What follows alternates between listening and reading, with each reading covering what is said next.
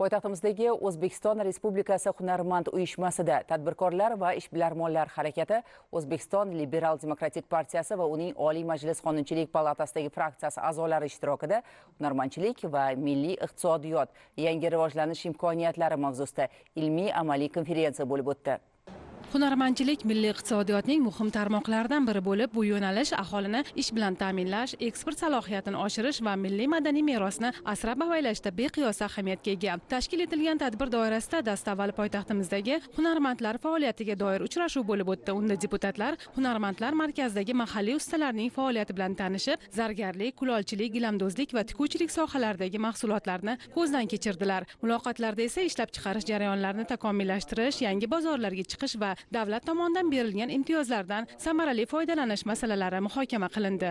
Oxirgi mana shu yillar davomida o'ndan ortiq sohaga oid normativ huquqiy hujjatlar qabul qilinganligi, ularning natijasi o'laroq 400 mingga yaqin aholimiz mana shu sohada hozir mehnat olib borayotganligini, shuning bilan birga iqtisodiyotda ham muhim bir sohalardan biriga aylanib borayotganligi kutilayotgani, ya'ni yalpi ichki mahsulotni 2% ga ham chiqarish maqsadida qilinganligini ko'rib turibmiz. Bu juda ham muhim hisoblanadi. Shu ma'noda O'zbekiston Liberal Demokratik partiyasi mana shu tadbir davomida hunarmandlar bilan muloqot qilib, ularning imkoniyatlarini o'rgangan holda, ularning tashabbuslarini o'rgangan holda ham qonunchilikni takomillashtirish bu yo'nalishida. Shuning bilan birga o'z vakolati doirasida bularga yanada imkoniyatlarni kengaytirish masalalarini o'rgandi va muhokama qilish imkoniyatiga ega bo'ldi. Har bitta ishlab chiqaruvchi hunarmandning mahsuloti agarki eksportbop darajada bo'lsa, ularni joy bilan ta'minlash. Aynan mana shu hunarmand uyushmasini hunarmandchilik markazida ham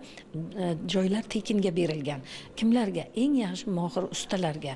Ular kimlar? Ular to'quvchilikni, tikuvchilikni, kashtachilikni, boringki o'sha zargarlikka e'tibor berilyapti. Mana zargarlik sohasidagi usta hunarmandlarga, qolaversa o'zimizni qora ko'l terisidan ishlab chiqarilayotgan kiyim-kechaklarga, bularni hammasini kulolchilikka, bundan yuzlab aytish mumkin. Bularga o'sha joylarni tekin berib, usta shogird an'anasi yo'lga qo'yilgan.